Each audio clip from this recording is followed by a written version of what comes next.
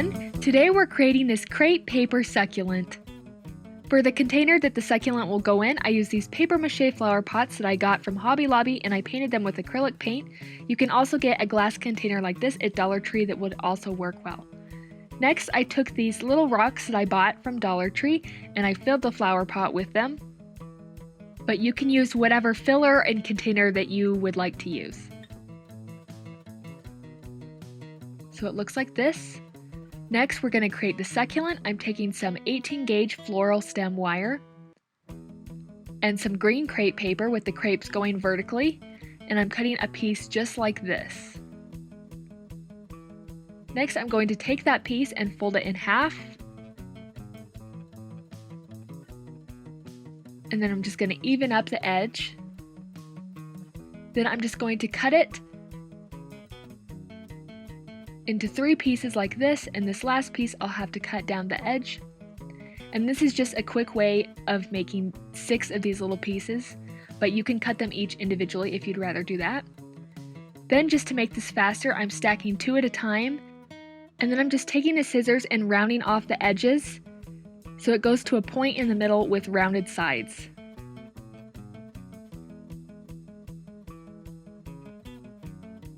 So it looks like this. Then I'm just going to take those 2 pieces and go to the top and just stretch it out a little bit so it gets kind of a curved shape, just right there at the top.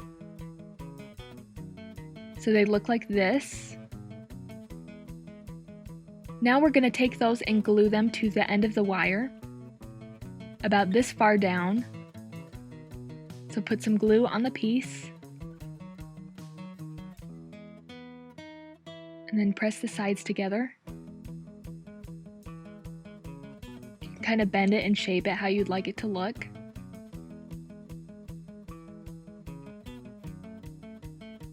So it looks like this.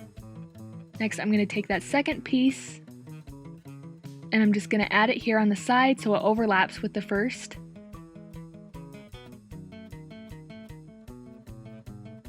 Just adding it right there.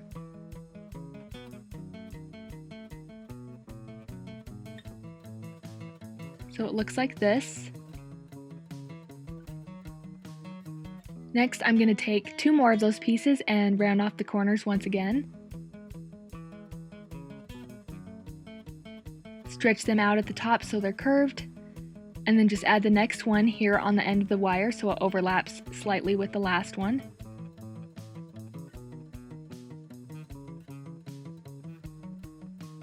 So it looks like this. Next, I'll take that 4th piece and add it here.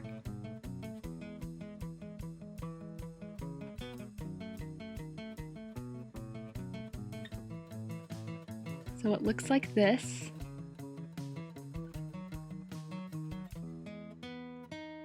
Then take whatever pieces you have left,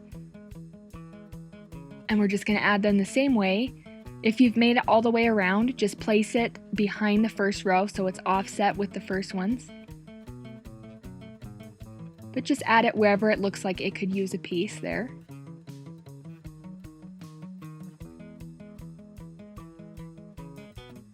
And you can make some adjustments if you need to.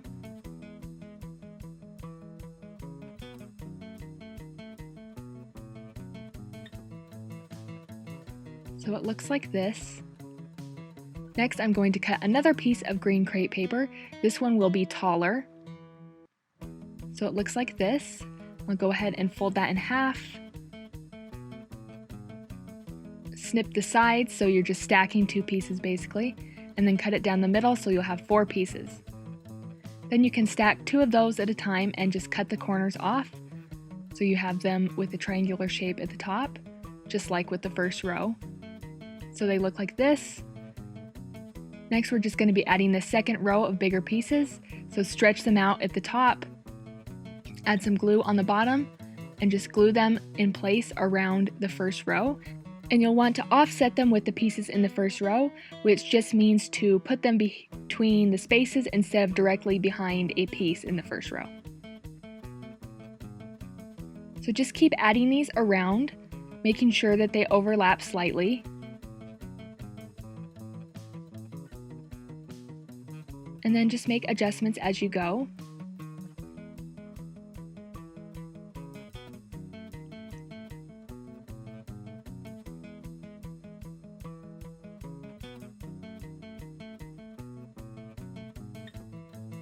And if you find that you glued them on too high, you can always trim off some from the top. So it looks like this. And you can see there's a space there that could use another one, so I decided to cut one more piece of the same size. Stretched it out and then just glued it in place in that spot that looked a little empty.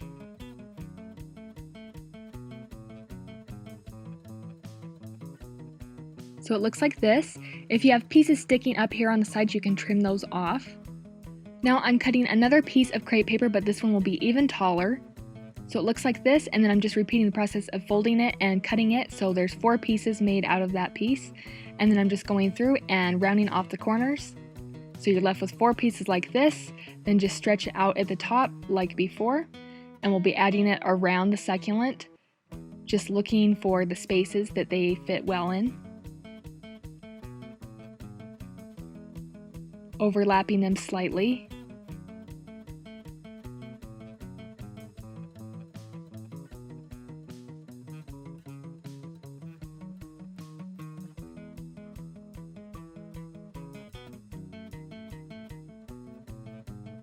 And then adding that last piece there, so they go all the way around. And then just make adjustments.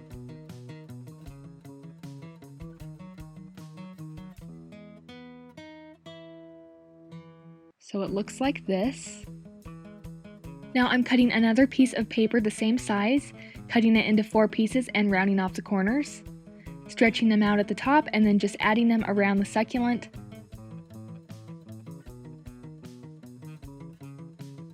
Just place them wherever you think that it will look most balanced. So at this point you can go through and you just press on those pieces to kind of turn them inside out so they'll lay differently like this, and it will give the succulent kind of a different look. And again, if you have pieces that stick up too high, you can always trim some off like I'm doing here.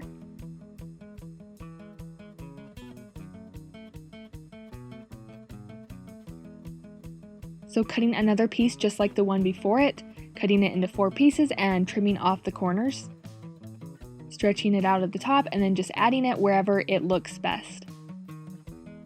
So I had a space right here for it to go in. Adding another one, and again turning those pieces inside out so they lay down better. And adding the last piece right here.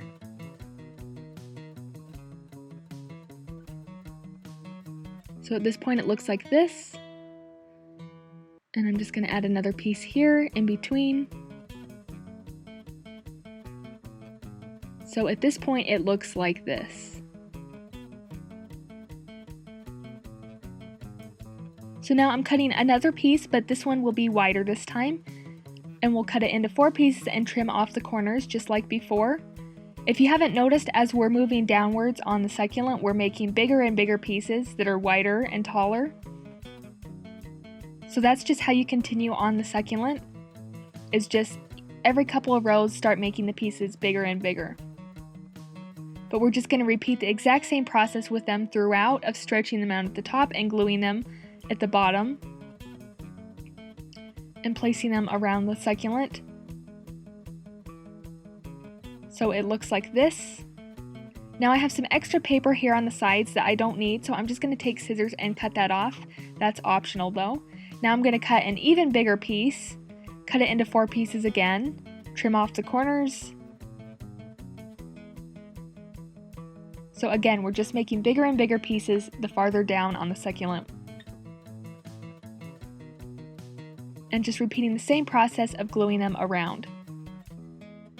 And as you go farther down the succulent, you want to glue them farther and farther down also. As you can see, when it's turned to the side, they move downwards.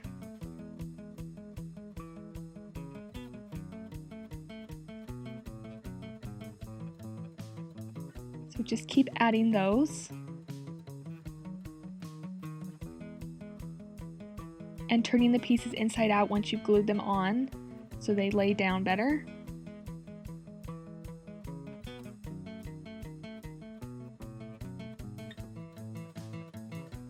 So at this point it looks like this. I'm going to cut another piece that's even bigger, fold it in half, cut it into 4 pieces, trim off the corners,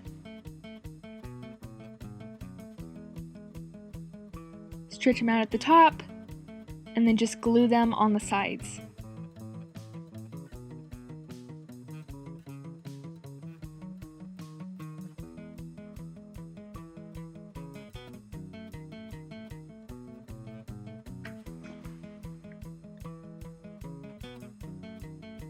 Just placing them again wherever it will look most balanced, and if you stick them up too far, again, you can trim some off the top.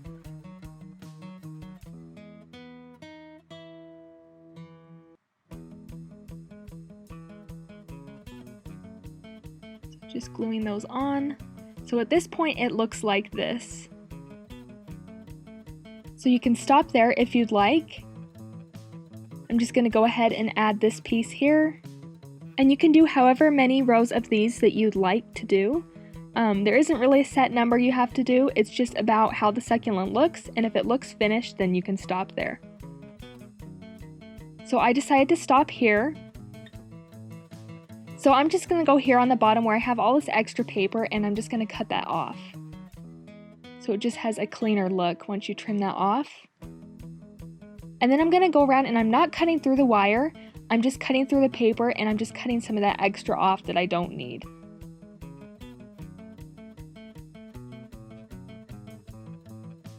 And then just putting some glue in there and gluing it shut. So it looks like this. So now it's time to cut the wire, and it's better to cut off too little than too much. You can always cut off more later. So I'm just cutting it so it's about this length. And you want to have a good amount of wire so it will stay in the rocks, and then you just want to push it into the rocks. So this is your finished succulent. That's it! And I love when you guys send me pictures when you recreate my projects, so I'm starting a new thing called Crafter of the Week where I'm sharing your photos. Our very first Crafter of the Week is Geraldine. She made these beautiful daffodils. You can watch the tutorial here. If you'd like to share your photo, you can tag me on Instagram at SEJ or use the hashtag HeySEJ. Thank you so much for watching and have a great day.